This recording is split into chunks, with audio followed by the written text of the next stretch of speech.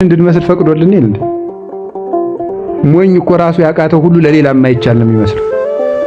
ይኸውላችሁ ለዚህ ነው የሥራን ነገር ከሰነፍ ጋር አትማከር ያለ ሲራክ። ለዚህ ነው ሰነፍ ብታማክር አይሆንም ነው የሚለው።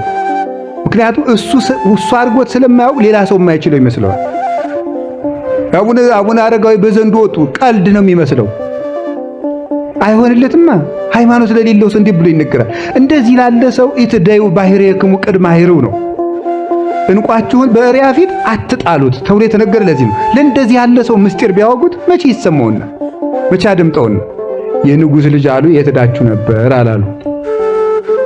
ሐዘን ቤት ቢሉት አደን አላሉ። ምክንያቱም አዝኖ አያውቅም። የበላ ስለሚኖር አዘን አይገባው። የማይገባውን ቃል ቢነግሩት አይገባው። አዎ ለደንቆሮ ስለማይሌት አይነገርም። ነገረ ለውር የቀለም ውበት አይነገርም። ከታይቶት ሁሉም ለሚደርስበት ነው እና ቅዱሳንን ይዘናቸው እንሄዳለን።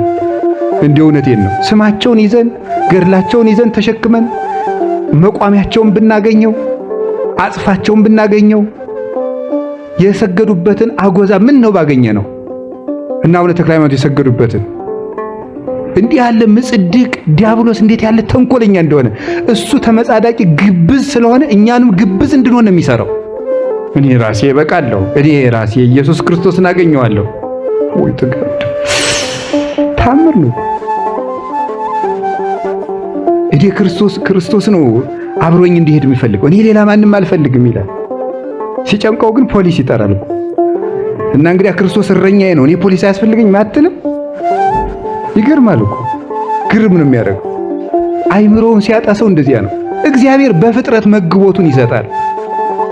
እንዴ ክርስቶስ እኔን ማዳን አቅቶት ነው እንዴ? በማርያም በኩል በገብርኤል በቂርቆስ በመርቆሬዎስ ራሱ አቅቶት ነው እንዴ? እና ክርስቶስ አቅቶት ነው እንዴ? 12 ሐዋርያ ለምንድን ነው የላከው? ራሱ ዝም ብሎ መምህር ቢያደርገን ምን ችግር አለ? አቅቶት ነው ስለሚሳነው ስርዓት ነው መግቦት ነው ይሄ። ክርስቶስ ብርሃናችን ያልሆነው ነው እንዴ ባትሪ የምናበራው? አይደለም። ክርስቶስ የሕይወታችን እንጀራ ያልሆነው ነው ቂጣ የምንበላው ቆሎ የምንቆረጥመው? ክርስቶስ ማደሪያችን ያልሆነ ሆኖ ነው ቤት የምንሰራው? አይደለም።